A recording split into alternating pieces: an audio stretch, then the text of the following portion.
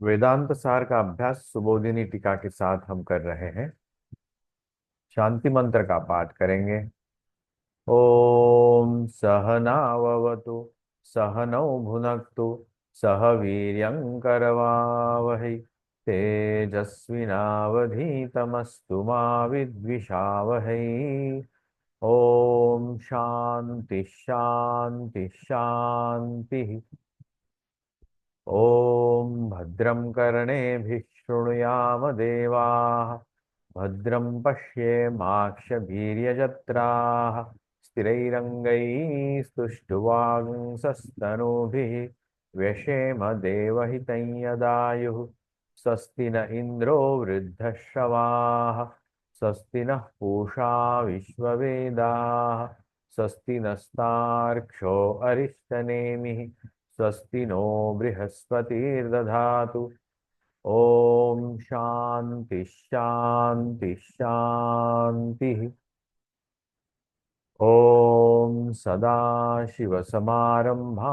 शंकराचार्यमध्यमाम् अस्मदाचार्यपर्यन्तां वन्दे गुरुपरम्पराम्। श्रुतिस्मृतिपुराणानाम् आलयं करुणालयं नमामि भगवत्पादं शङ्करं लोकशङ्करम्। शङ्करं शङ्कराचार्यं केशवं बादरायणं सूत्रभाष्यकृतौ वन्दे भगवन्तौ पुनः पुनः। ईश्वरो गुरुरात्मेति मूर्तिभेदविभागिने व्योमवद्व्याप्तदेहाय दक्षिणामूर्तये नमः। अखंडं सच्चिदानन्दम् अवाङ्मनसगोचरम् आत्मानमखिलाधारम् आश्रयेऽभीष्टसिद्धये। अर्थतोऽप्यद्वयानन्दानतीतद्वैतभानत गुरुनाराध्य वेदान्तसारं वक्ष्ये यथामति। कृष्णानन्दं गुरुं नत्वा परमानन्दमद्वयम् वक्ष्ये वेदान्तसारस्य टीकां नाम्ना सुबोधिनी।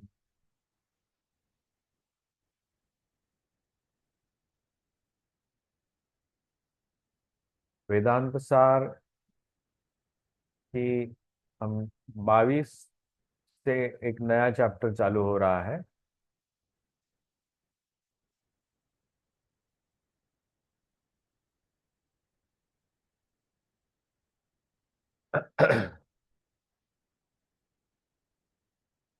स्वामी जी, तो हमने एक छोटा सा रिक्वेस्ट है। बोलिए।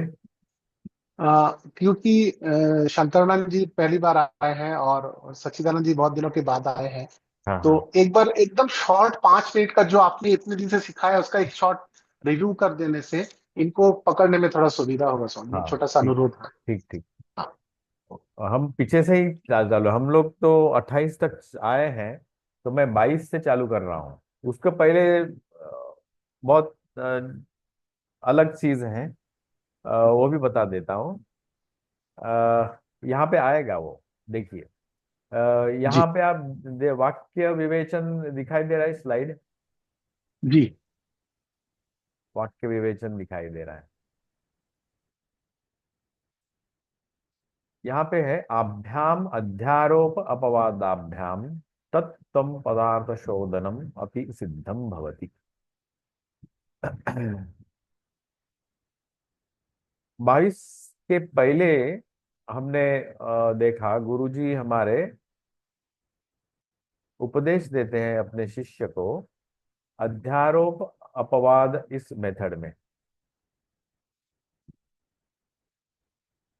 मतलब superimposition and dehypnotism, superimposition and removing that superimposition, hypnotisation, dehypnotisation. तो डी हिप्नोटाइजेशन क्या है, उन्होंने उदाहरण दिया जैसे रज्जू के ऊपर सर्प का दिखना। और जब हमारी नजर सही होगी, उसमें हम लाइट दे देंगे तो रज्जू दिखेगी और सर्प नहीं दिखेगा। ये विवर्तवाद हुआ। और इस विवर्तवाद को आगे बढ़ाते हुए उन्होंने ये अध्यारोप जो जो कॉन्सेप्ट है वो हम हमें बताई। मैंने हम हमसे पूछा भाई तुमको अभी क्या दिखाई दे रहा है। तो हाँ, जगत है, विश्व है, हमारे आसपास पूरा प्रपंच है, और उसमें हम हैं एज एन इंडिविजुअल। तो दोनों का रिलेशनशिप उन्होंने यहाँ पे समझाया। तो उन्होंने पहले बताया कि ये जगत हमारे जो दिमाग जो चलता है वो क्रिएशन के आधार पर चलता है, लेकिन क्रिएशन करने के लिए कुछ मटेरियल लगेगा और उसका कुछ इंजीनियर लगेगा और उसका प्रोसेस होगा, तब ये क्रिएशन होगा। लेकिन वेदांत कहता है ये क्रिएशन उस तरह का नहीं है, ये प्रोजेक्शन है। जो है वो बाहर आ गया है। वो कैसे आया? तो उन्होंने बताया कि पहले अ, पंचभूतों का उद्भव हुआ। पंचभूतों के बाद उनका पंचीकरण हुआ। पंचीकरण से सूक्ष्म भूत हो गए, सूक्ष्म भूत आए। उसके बाद उसका एक दूसरे से एक करते हुए हर एक चीज में जो पांच तत्व रहेंगे कुछ परसेंटेज में, उसको कहते हैं पंचीकरण।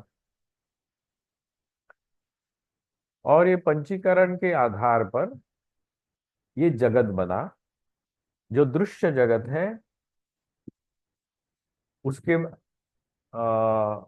बैकग्राउंड में एक सूक्ष्म जगत है, और उसके बैकग्राउंड में कारण जगत है। इन तीनों जगत को एक अलग अलग नाम दिए। वैसे ही हमारा जो शरीर है, हम as an identity, as an individual, हमारा भी एक स्थूल शरीर है। स्थूल शरीर के पीछे एक सूक्ष्म शरीर है, उसके पीछे एक कारण शरीर है। और ये कारण शरीर उसके अलग अलग भाग है।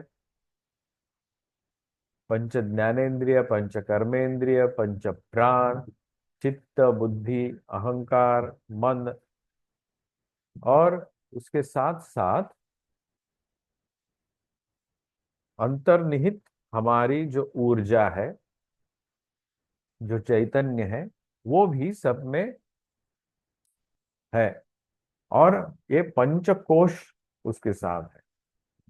पंचकोश तीन प्रकार के शरीर और तीन प्रकार की अवस्थाएं, जागृत, स्वप्न, सुषुप्ति। तो ये इंडिविजुअल के साथ भी है और ये समष्टि के साथ भी है। समष्टि मतलब टोटालिटी। और ज्यादा मैं इसके अंदर डिटेल में नहीं जाऊंगा, क्योंकि हमारे जो नए प्लेयर है वो ऋषिकेश के हैं, इसलिए मैं इसमें ज्यादा डिटेल में नहीं जाऊंगा। वो पहले ही जानते हैं ये। तो ये अध्यारोप यहाँ तक हुआ। अध्यारोप होने के बाद हम क्या देखते हैं उसका, लेकिन हमारा प्रश्न तो सॉल्व नहीं हुआ। हमारा प्रश्न था कि हम कौन, हमारी आइडेंटिटी, हमारा हमारी रियलिटी क्या है। तो गुरुजी ये अपवाद मेथड लगाते हैं। अपवाद मतलब रिमूविंग द कवरिंग्स। तो उसके लिए वो उपदेश देते हैं कि तत्त्वमसि, तुम वही हो। तो वो कौन, मैं वो कैसे हो सकता है? मैं ही हूं, मैं वो कैसे हो सकता हूँ? ये कंफ्यूजन हर शिष्य के मन में हो सकता है। इसलिए ये जो तत्व पदार्थ शोधनम जो है, शोधनम माने finding out the reality behind this two words, तत्व और त्वम। अच्छा, ये स्लाइड दिखाई दे रही है ना, 22 नंबर की? जी बाईस। स्वामी जी। और जी। मैं जो अंडरलाइन कर रहा हूँ, हाईलाइट कर रहा हूँ, तो वो भी दिखाई दे रहा हाँ है आपको? हाँ हाँ हाँ। अच्छा। बहुत हल्का रेड हाँ कलर हाँ। का करने से ज्यादा अच्छा अच्छा।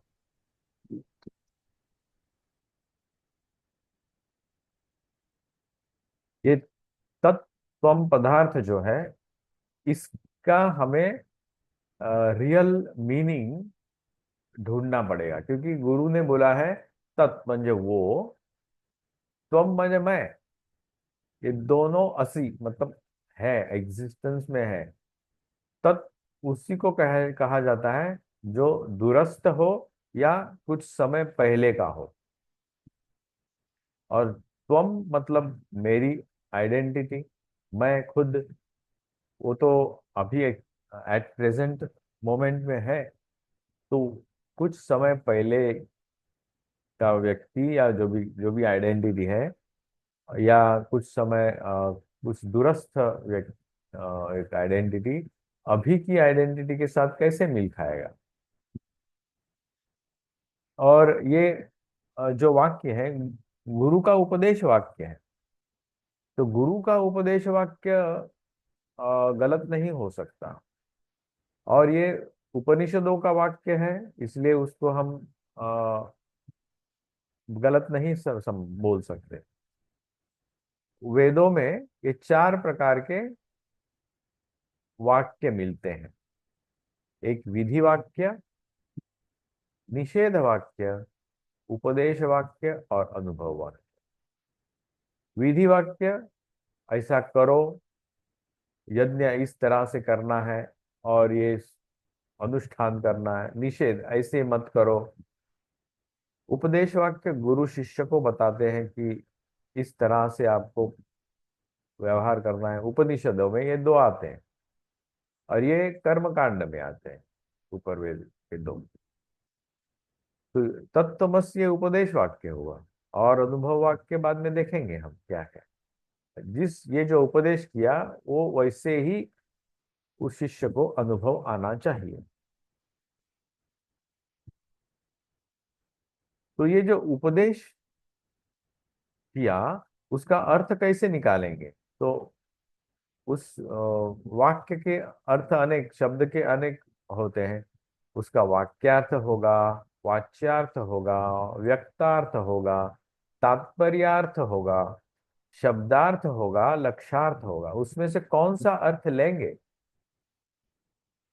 तो ये पद्धति हम निकालेंगे। ये तत्त्वम के जो दो शब्द हैं, उसका वाक्यार्थ क्या है, तत्त्वमसी इस वाक्य का अर्थ क्या है, वाच्यार्थ मतलब कहना क्या चाहते हैं उसके, उसका बैकग्राउंड मीनिंग क्या है, व्यक्तार्थ एक्सप्रेस मीनिंग क्या होगा, तात्पर्य गर्भितार्थ क्या है। और शब्द का अर्थ तो होता ही है, एक शब्द के हम डिक्शनरी खोलेंगे तो अनेक प्रकार के अर्थ निकलते हैं। कहाँ कौन सा लगाना है, उस हिसाब से उस शब्द का और इस वाक्य का अर्थ बदल जाता है। और लक्षार्थ, कहीं कुछ अलग बताना हो, उसी शब्द से कुछ अलग भी बता सकते हैं। वही हो लक्षार्थ। एक गाना है, कहीं पे निगाहें कहीं पे निशाना, तो ये हुआ लक्षार्थ। तो ये वाक्य विवेचन उसी प्रकार से हम अभ्यास करेंगे। और तत्त्वम असि, इस वाक्य को हम समझने की कोशिश करेंगे।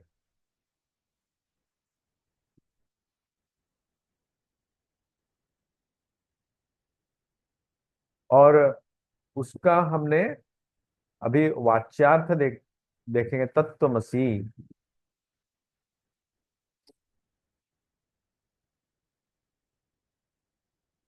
ये तत्त्वमसि स्लाइड दिखाई दे रही है।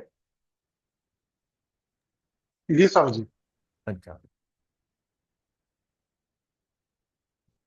लेफ्ट हैंड साइड बाएं बाजू में तत्पद का वाच्यार्थ है, मैंने प्राइमरी मीनिंग क्या हो सकता है, वो श्लोक के आधार पर हमने लिखा है। और राइट हैंड साइड दाहिने बाजू तत्पद का लक्षार्थ क्या होगा, इम्प्लाइड मीनिंग, वो लिखा हुआ है।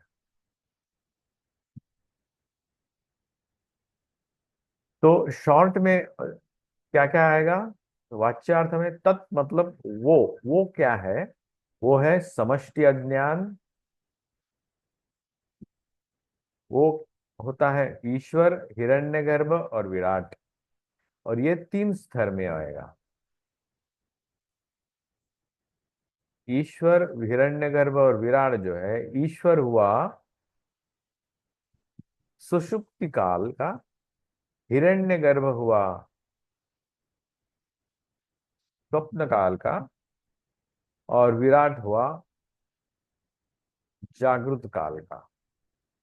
मतलब ये स्थूल शरीर, हिरण्यगर्भ सूक्ष्म शरीर, और ईश्वर कारण शरीर, समष्टि अज्ञान। और उस इस समष्टि अज्ञान होने के कारण उसमें सर्वज्ञत्वादि अ, गुण है। और तीसरा जो है अनुपहित चैतन्य। अनुपहित, उपहित माने लिमिटेड, एनगल्फ। और अनुपहित मतलब जो लिमिटेड नहीं है, जो एनगल्फ्ड नहीं है, कंडीशनड नहीं है, unconditioned Chaitanya. Chaitanya is important. और ये जो समष्टि अज्ञान,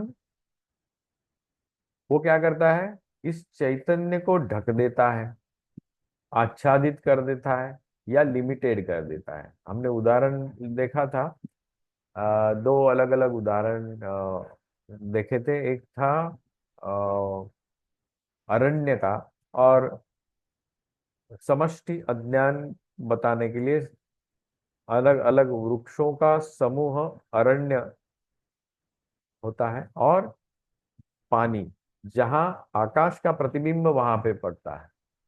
तो छोटे छोटे कंटेनर्स पानी के, और पूरा एक एक्सपांस ऑफ वाटर, तो वो हुआ समष्टि अज्ञान।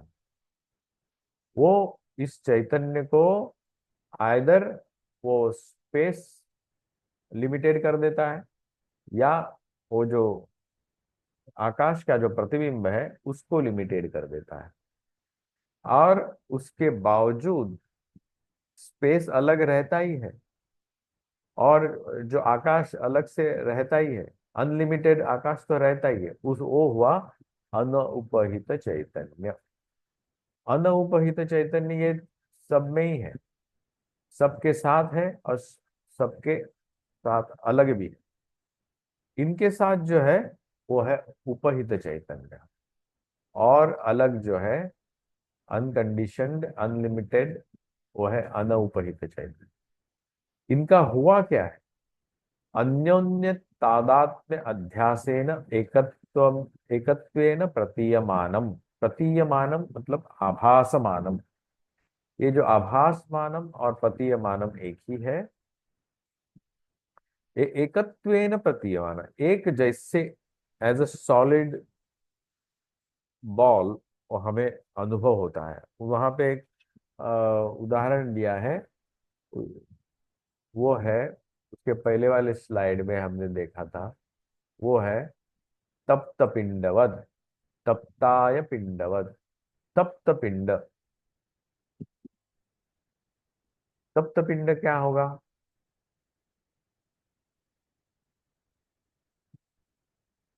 एक पिंड मतलब लोहे का गोला तप्त कब होगा? जब उसमें आग का प्रवेश होगा। आग का प्रवेश कब हुआ? जब वो आग के सानिध्य में आया। तब वो आग ने क्या किया? उस लोहे, लोहे का गोला तो ठंडा ही रहता है, उसमें प्रवेश हुआ, और लोहे ने वो आग का गुणधर्म ले लिया, अग्नित्व ले लिया उसका, अपना जो ठंडापन था छोड़ दिया। और अग्नि ने क्या किया? वो गोले का आकार ले लिया, अन्योन्य तादात्म्य हुआ।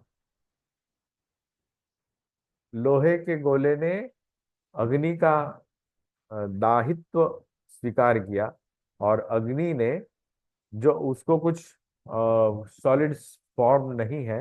हालांकि उस वो जो फॉर्म दिखाई देता है चेंजिंग फॉर्म होता है। उसने अपना फॉर्म जो है वो छोड़ करके लोहे का फॉर्म लिया। जब हम उसके वो लेने जाएंगे तो बगल वाला आदमी बोलेगा वो गर्म है, हाथ जलेगा। लोहे का गोला उठाने से हाथ कैसे जलेगा?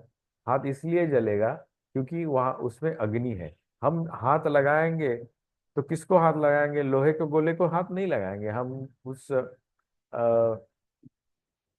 अग्नि को हाथ लगाएंगे, इसलिए हमारा हाथ जलेगा। ये हुआ अन्योन्य तादात्म्य अध्यास।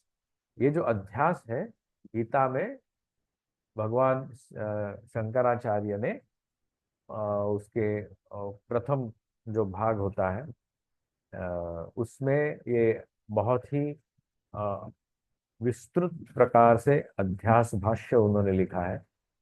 तो ये उस अध्यास से ही हम ये जो तत्पद का वाच्यार्थ है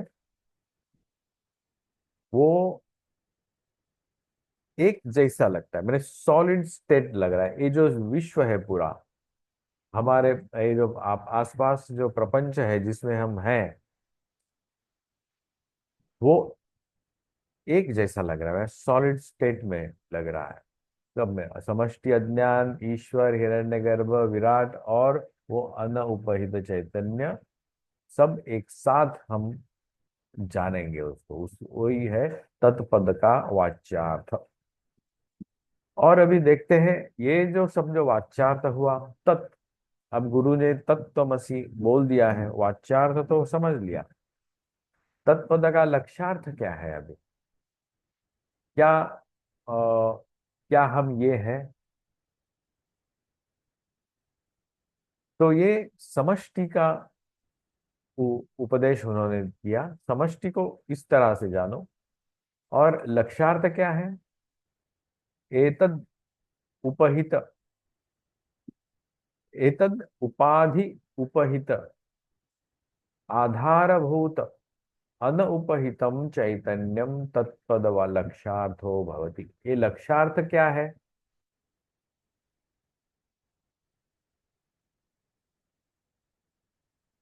तत्पद का लक्ष्यार्थ किस, लक्ष्यार्थ मतलब इम्प्लाइड, उस किस तरफ वो उसका ध्यान आकर्षित कर रहे हैं, कौन से तत्व को और कौन सा पक्ष के पास वो अपना ध्यान आकर्षित कर रहे हैं।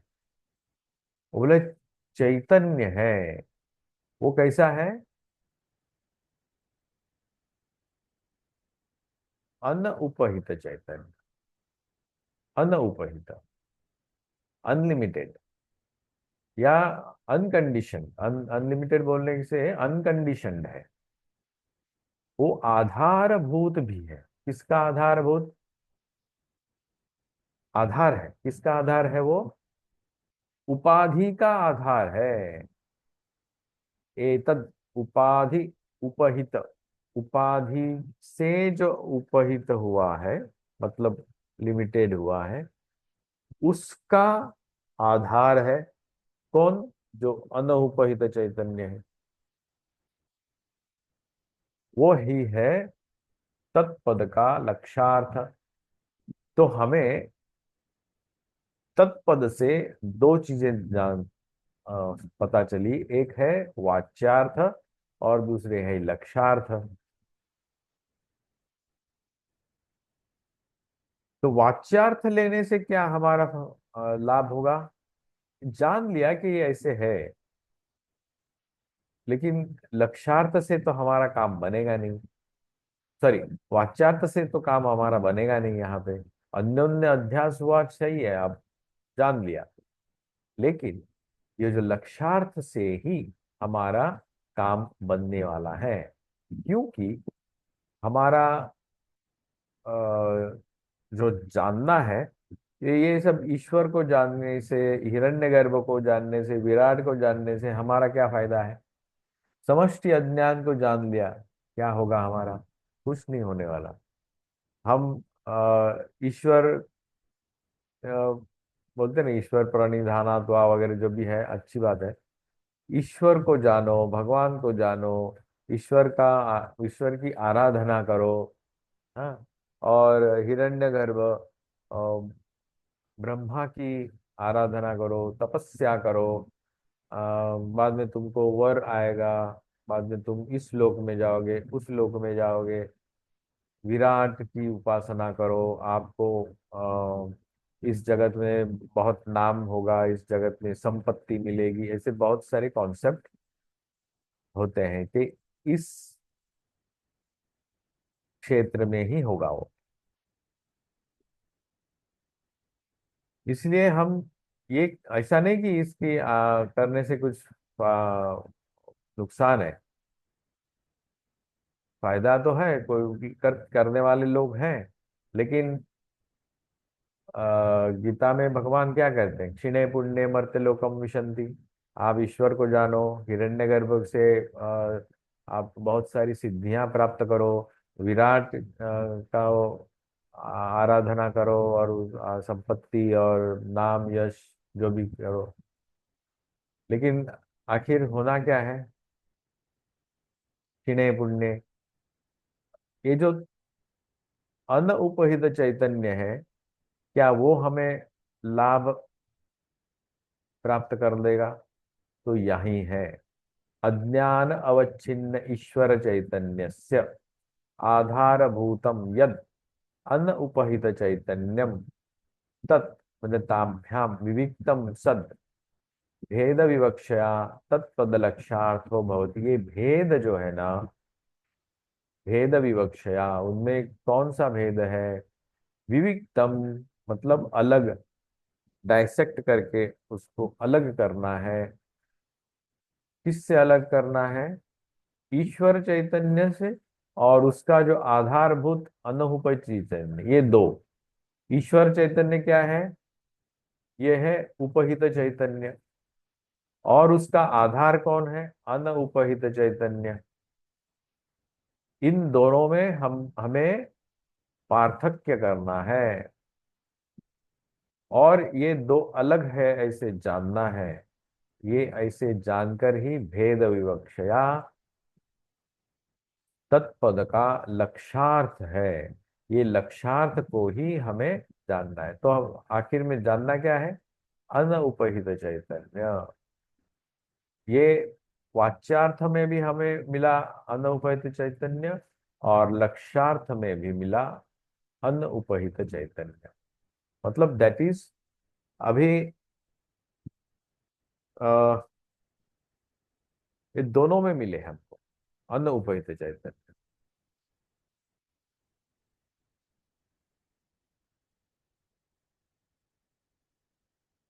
तो ये जब दोनों तरफ हमके मिले, तो उसकी सत्यता कैसे परखी जाए? सत्यता परखने के लिए तीन पद्धतियां अवलंबन करते हैं। वेदांत में बोलिए, न्याय शास्त्र में बोलिए, न्याय शास्त्र का ही मेथड है ये। पदयो समानाधिकरण संबंध, मतलब एक वाक्य को समझने के लिए उसमें जो जितने भी शब्द है उसको पद कहते हैं। ये जो शब्द है और पद है, वो कुछ वर्णों का, दो से अधिक वर्णों का संघात है, और वो अर्थपूर्ण होना चाहिए। और उसको विभक्ति होनी होती है, उसको उपसर्ग लगते हैं, प्रत्यय होता है, तब वो जो शब्द है, पद है, उसको एक अर्थ प्राप्त होता है। और ये जो अर्थपूर्ण जो पद है, दूसरे वैसे ही एक दूसरा वाक्य हो, मैंने उस वाक्य में दूसरे जो पद है, उनकी उनसे क्या रिलेशनशिप में बैठा हुआ है वहां पे,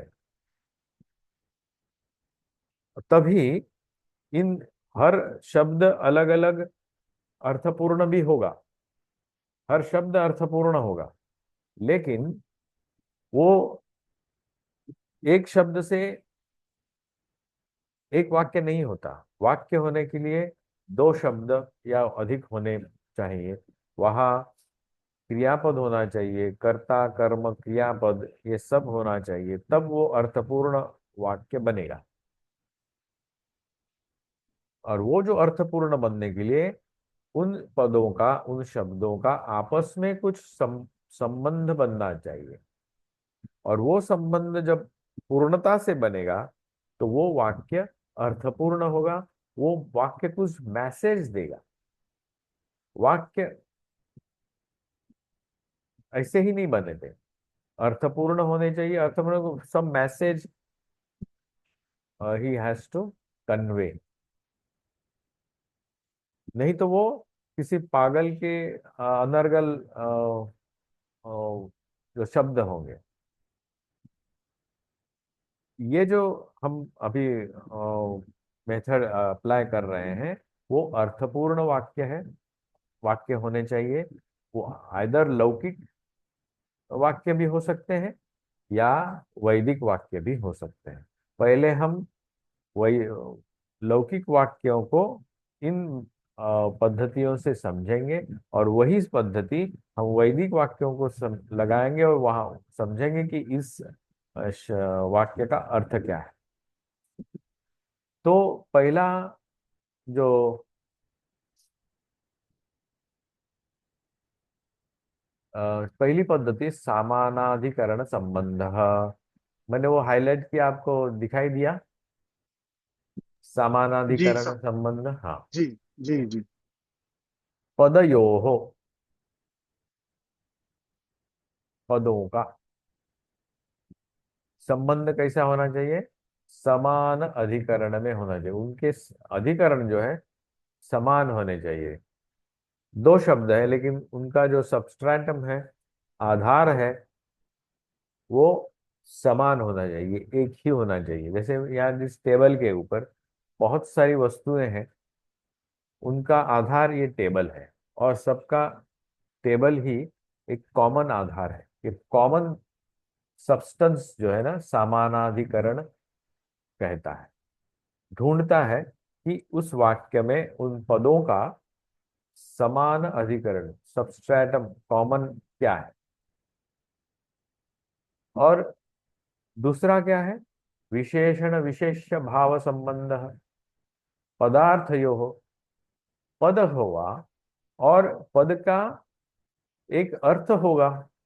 हर पद का मैंने हर शब्द का कुछ अर्थ होगा। अर्थ तभी होगा जब वो शब्द कुछ एक ऑब्जेक्ट को निर्देश करेगा, या आइदर वो भावना होगी, या एक कुछ जागतिक कुछ वस्तु होगी, या कुछ एक अदर देन इटसेल्फ, कुछ एक बताना चाहेगा। वो हुआ पदार्थ। पद अर्थ, और अर्थ मतलब ऑब्जेक्ट। सटल ऑब्जेक्ट भी हो सकता है और हार्ड मतलब ऑब्जेक्ट भी हो सकता है। इसीलिए वैदिक पद और पदार्थ जो है ना, उनको, वैदिक पदों को बहुत महत्व दिया जाता है। क्योंकि वैदिक शब्द कुछ कन्वे करते हैं, उनका एक इफेक्ट इस जगत में पड़ता है।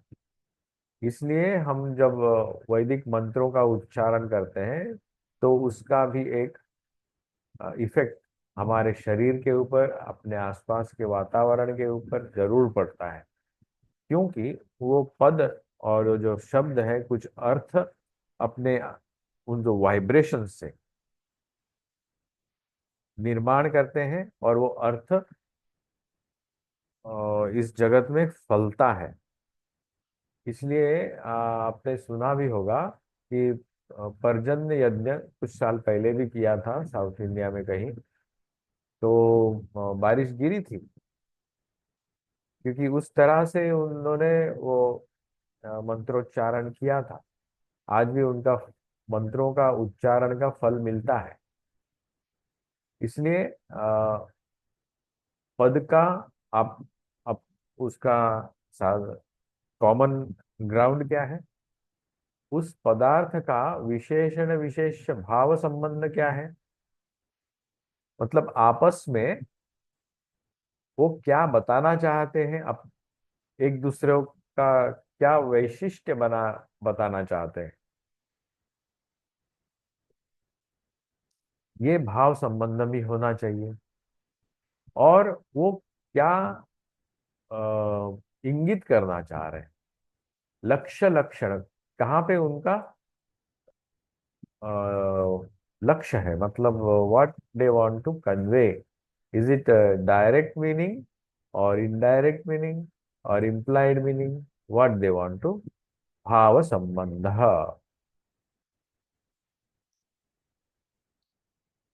तो कुछ समय पहले मैंने बोला कि कहीं पे निगाहें कहीं पे निशाना, तो ये वही है। तो हिंदी सिनेमा का एक गाना था पुराना, मैंने अभी भी है ऑफकोर्स,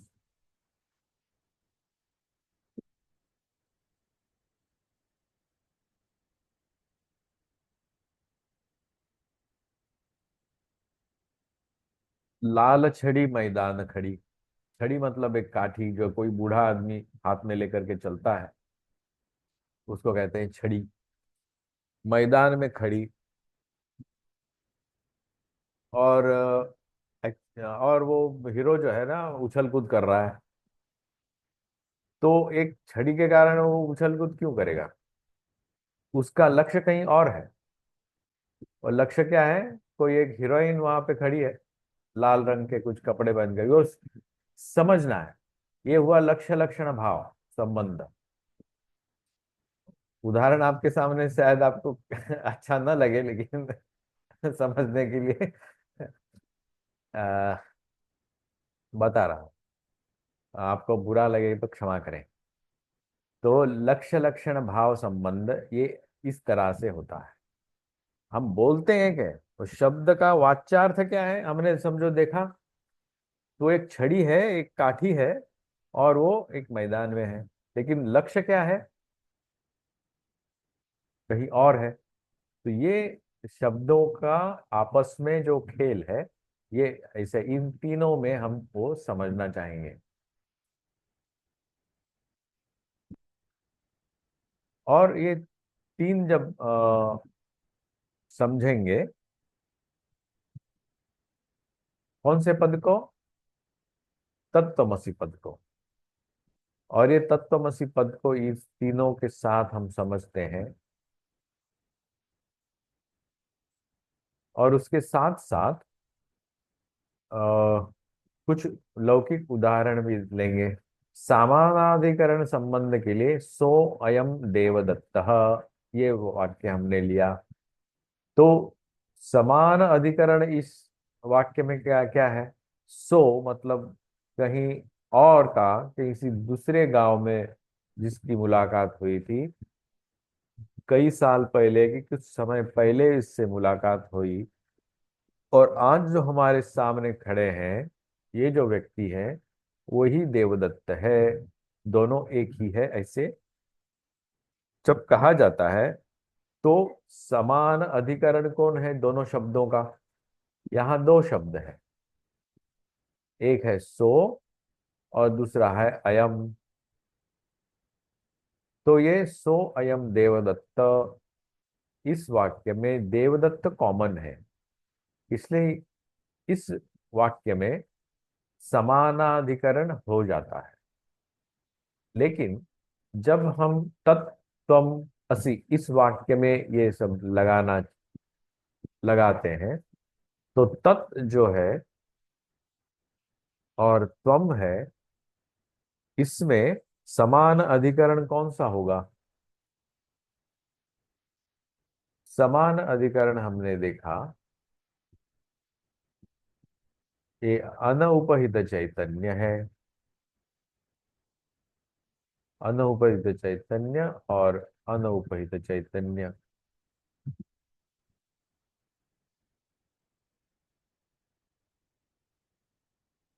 और दूसरी मेथड है विशेषण विशेष्य भाव संबंध। एक दूसरों को एक कौन सा एक विशेषण है और कौन सा विशेष्य है वो देखते हैं। तो सो अयम देवदत्त, इस वाक्य में सो अयम एक दूसरे को विशेषण और विशेष्य भाव से संबोधन करते हैं। तो उसके लिए और एक वाक्य हमने लिया, नीलम उत्पलम। नीलम माने नीले रंग का कमल।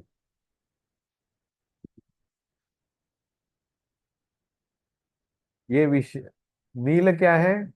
विशेषण है। विशेष्य क्या है? उत्पल है। और ये करते क्या है?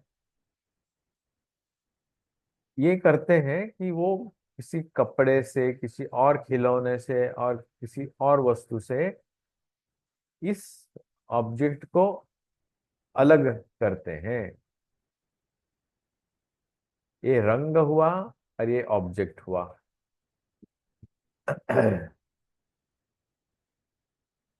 नीला कपड़ा अलग हुआ और नीला कमल अलग हुआ। एक लाल रंग का उत्पल अलग हुआ और नीले रंग का उत्पल अलग हुआ। इसमें ये दो शब्द जो हैं एक दूसरे से कुछ ऐसे बताते हैं कि ये विशेष होता है। मतलब हम देखने से ही पता चलेगा। नीलम उत्पलम बोलने से बहुत सारे कमल होने के बावजूद भी उसमें से नील कमल हम अलग निकाल सकते हैं। समझो सफेद उस तालाब में बहुत सारे लाल कमल खिले हैं, लेकिन उसमें एक ही नील कमल है। तो तुरंत हम उसको बोला नीलम उत्पलम इति, ऑब्जेक्टिफाई हो जाएगा वहां पे। तो ये विशेषण विशेष्य भाव संबंध, ये संबंध भी हम तत्वमसि इस वाक्य में देखेंगे। और लक्ष्य लक्षण भाव संबंध सोयम देवदत्त में भी हम देखेंगे। चैतन्य ही उसका मूल ऑब्जेक्टिफाई यहाँ पे करते हैं उसको। यहाँ जाना है। लक्ष्य क्या है? चैतन्य है। लक्षण क्या है? वो भी हम देखेंगे बाद में। नित्य बुद्ध सिद्ध शुद्ध सत्य अखंड एक रस, जो भी बहुत सारे उनके विशेषण हैं, उनके लक्षण हैं। उन लक्षणों के साथ हम देखेंगे क्या तत् और त्वम में, ये दोनों में ये लक्षण है। और यदि है तो वो हमारा वाक्य सिद्ध हुआ। और उसके लिए ये कुछ लक्षणा के कुछ उदाहरण हैं। जहल लक्षणा, अजहल लक्षणा, जहद अजहल लक्षणा। जहल लक्षणा हम इसमें अभी आज ज्यादा नहीं जाएंगे, समय नहीं है। अ, तो थोड़ा हम देख ही लेते हैं। ये जहल लक्षण कब लगती है? जब ये हम यहाँ पे पहुंचेंगे, लक्ष्य लक्षण भाव संबंध में जब पहुंचेंगे। क्योंकि ये जो दो ऊपर वाले मेथड्स है, समानाधिकरण और विशेषण विशेष्य भाव संबंध, उसमें कुछ फ्लॉज है जो हम तत्वमसी इ- इस वाक्य में पूरा पूरी नहीं लगा सकते। लेकिन लक्ष्य लक्षण भाव जो संबंध है वहां हम जरूर लगा सकते हैं। और ये लक्षण लक्षण भाव संबंध जो है वो फिर भी लक्षणा तीन प्रकार की बताई गई है। ये है जहल लक्षणा। जहत लक्षणा उसका विच्छेद करने से होता है। उसका अर्थ है जो एक्चुअल मीनिंग है उस वाक्य का, वो हम पूरा पूरी उसको नलीफाई कर देते हैं, डिस्कार्ड कर देते हैं और नया मीनिंग उसमें लगा देते हैं समझने के लिए। तो गंगायाम घोषः प्रतिवसति, ये वाक्य एक लौकिक वाक्य हमने लिया था। उसके आधार के साथ हम ये लक्षणा हम अभ्यास करेंगे। तो यहाँ क्या है, गंगायाम घोषः प्रतिवसति। तो गंगा में अपने गवा जो ग्वालों का जो अ, समूह है, या टोली है, वो अपने गइयों के साथ उस प्रवाह में कैसे रह सकता है, प्रवाह के ऊपर कैसे रह सकता है। तो वो डिस्कार्ड करके, ये जो मीनिंग है वो डिस्कार्ड करके हमने क्या बोला, गंगा के किनारे वो रहते हैं, गंगा तीरे घोषः प्रतिवसति। तो ये जहल लक्षणा होता है। उसने एक्चुअल मीनिंग जो है, शब्दार्थ जो है, वाच्यार्थ है, उसको हमने पूरा पूरी त्याग दिया और एक नया अर्थ है उसमें ऐड कर दिया। तो तत्वमसी में समझो समझना हो तो कुछ और ऐड करना पड़ेगा, और वैदिक वाक्य में कुछ ऐड नहीं कर सकते। आधा अ, वर्ण भी उसमें ऐड नहीं कर सकते, ना उसमें से कुछ निकाल सकते हैं। जैसा है वैसा ही लेना है। तो ये हमारा जहल लक्षणा कैंसल हो गया। अभी यहाँ थोड़ा जहत लक्षणा का जहल, ये डबल एल कैसे हुआ। तो एक संधि है परसवर्ण संधि। वो क्या करती है, ये ल के आगे समझो तो आता है, या कुछ पहला ग्रुप का, मतलब वो जो पू चू टू टू पू, ये जो वर्ण है, मैंने वर्गीय व्यंजन है, वहां से आता है। तो ये ल का डबल एल होगा। तो इस तरह यहाँ तो आया, तो थो दो दोनों का ये पहला है। तो जहल लक्षणा ल हुआ, उसको उसको कहते हैं परसवर्ण संधि। और अभी अजहल लक्षणा देखते हैं, उसमें भी अजहत लक्षणा, ये दो उसका हमने ये किया, और उसको ये उपसर्ग उसमें क्या होगा, जहत का उल्टा हो गया, जहत का उल्टा अजहत, मतलब छोड़ना नहीं है, पूरे उसका जो अर्थ है पूर्णता से नहीं डिस्कार्ड करना है।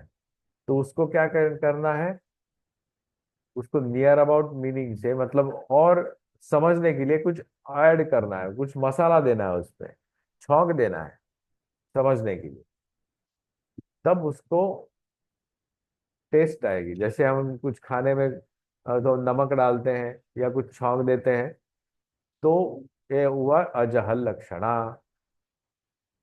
तो उसके लिए किस वाक्य से हम समझेंगे, वो है शोणो धावती, रेड इज रनिंग। ये जो शोणो धावती, रेड क्या दौड़ सकता है, राजधानी एक्सप्रेस लाल होती है वो भी दौड़ सकती है, लाल जो स्टेट बस है वो भी दौड़ सकती है, और कोई आदमी लाल कपड़ा लेकर भी दौड़ सकता है। यहाँ क्या हुआ, दौड़ने वाली वस्तु क्या है, अश्व ही है। घोड़ा और लाल रंग का कुत्ता भी दौड़ सकता है, वो तो लाल होता नहीं जनरली, तो अश्व ही जनरली बोलते हैं। अ, तो शोणो अश्व धावती, ये अश्व को ऐड करना पड़ा यहाँ, ये शोणो धावती समझने के लिए। तो तत्वमसी समझने के लिए समझो और कुछ शब्द ऐड कर सकते हैं क्या, नहीं और ऐड कर सकते, क्योंकि ये वैदिक वाक्य है। There is no addition, no deletion.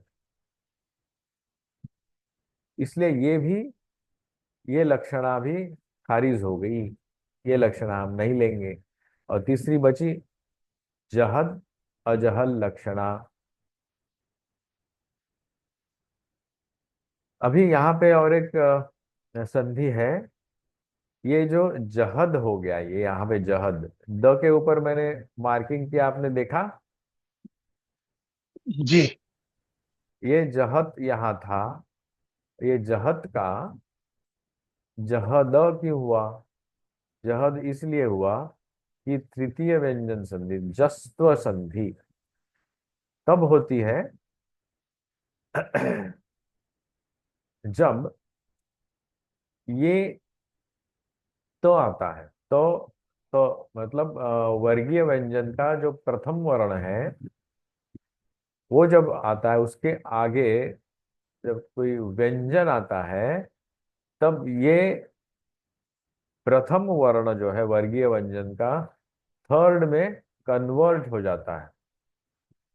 यहाँ तो है, तो थ और द हुआ थर्ड सिलेबल, तो यहाँ द आया, इसलिए जहद लक्षणा, जहद अजहल लक्षणा, यहाँ अ है, इसलिए ये जो है ना, तो और अ के बाद संधि होकर के यहाँ द आया, उसको तृतीय व्यंजन संधि भी कहते हैं। तो इसलिए, और ये करता क्या है, कुछ छोड़ता है और कुछ लेता है, जहद अजहद, पूरा पूरी छोड़ना भी नहीं है, नया लाना भी नहीं है, लेकिन उसके अंदर का जो असल चीज है वो उसको उजागर करना है। तो ये कैसे लक्षणा हम चलाएंगे लौकिक वाक्य में और अ, वैदिक वाक्य में, उपदेश वाक्य जो है तत्त्वमसि, वो हम बाद में देखेंगे। तो आज हम यही रुकते हैं। अ, और कुछ पूछना है?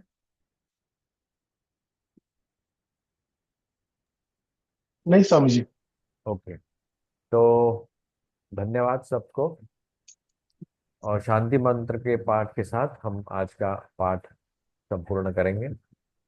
ओम पूर्णमदः पूर्णमिदं पूर्णात् पूर्णमुदच्यते पूर्णस्य पूर्णमादाय पूर्णमेवावशिष्यते। ओम शांति शांति शांति। ओम भद्रं कर्णेभिः शृणुयाम देवाः, भद्रं पश्येमाक्षधीर्यजत्राः, स्थिरैरङ्गैः स्तुष्ट्वांसस्तनूभिः व्यशेम देवहितं यदायुः। स्वस्ति न इन्द्रो वृद्धश्रवाः, स्वस्ति नः पूषा विश्ववेदाः, स्वस्ति नस्तार्क्ष्यो अरिष्टनेमिः, स्वस्ति नो बृहस्पतिर्दधातु। ओम शांति शांति शांति। हरि ओम तत्सत। श्री राम कृष्णार्पणमस्तु।